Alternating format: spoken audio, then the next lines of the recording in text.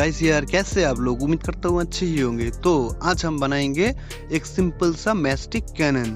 तो चलिए शुरू करते हैं।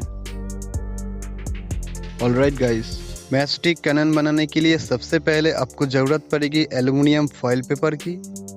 इसके अलावा आपको ज़रूरत पड़ेगी ऐसे दिखने वाला किसी भी लकड़ी को। आप ऐसे बनाकर आप यूज़ कर सकते हैं। और चाहिए एक बोल्ट।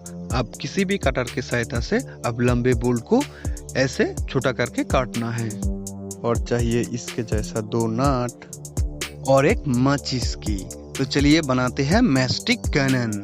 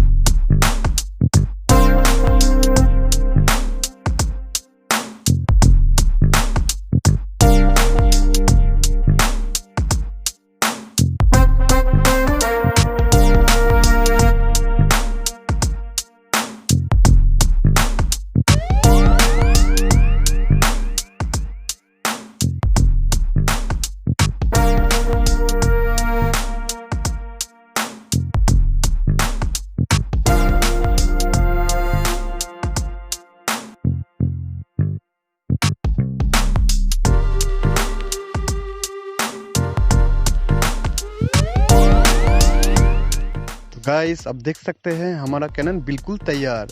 तो चलो इसे चलाकर हम मजा लेते हैं।